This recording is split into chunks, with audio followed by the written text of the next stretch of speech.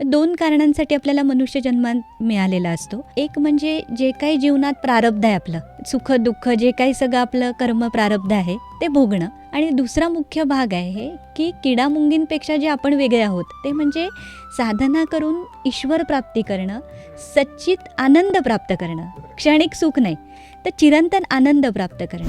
मालकंस रागामधला श्रीकृष्णाशी संबंधित एक मंत्र त्यांनी त्याच्यामध्ये दिला, म्हणजे अशा प्रकारे की जरा राधेशा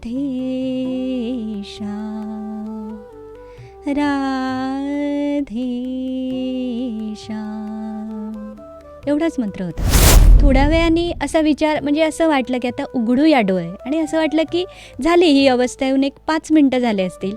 तुम्हाला आश्चर्य वाटेल की मी ज्यावेळेला डोळे उघडले तर त्यावेळेला तिथे समोर कोणच नव्हतं.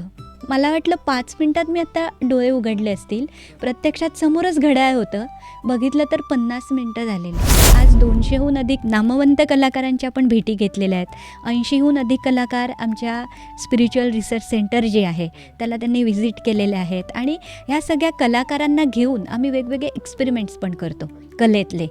आणि प्रत्येक कला काय वाईब्स देते, काय परिणाम होतो, हा अभ्यास पण त्यांना घेऊन करतो. श्रीकृष्णाची समोर मूर्ती आहे आणि आता पूर्ण मी सगळे रस दाखवून झाले आहे आणि आता मला त्याला अनुभवायचं आहे. तर त्या नृत्य करता करता शेवटी त्याच्या चरणांवर असा जाऊन स्पर्श केला त्यांनी आणि तिथेच त्यांची भावजागृती झाली. एवढी झाली की कृष्णाच्या चरणांचा स्पर्श त्यांनी अनुभवला. देहाने जरी नृत्य करत असलो तरी आपल्या सूक्ष्म जी सप्तचक्र आहे त्याचा संबंध सूक्ष्म स्तरावरच्या सगळ्या जगताशी आहे. आणि भाव ही स्थिती अशी आहे की जी मनाची एक काम स्टेट निर्माण करते, एक आनंदावस्था स्थिरता देणारी असते. तर त्या अवस्थेमुळे सप्तचक्रांमध्ये ती उलाढाल झाली नाही, उलट टेम्परेचर कमी झालं. मग शरीर वेगळं आहे आणि तुमची आतली अवस्था वेगळी आहे, ही ते इन्स्ट्रुमेंट रिडिंगमध्ये दाखवतं. तुम्हाला आश्चर्य वाटेल की शिव, गणपती आणि कृष्ण आम्ही फोटो ठेवली होती.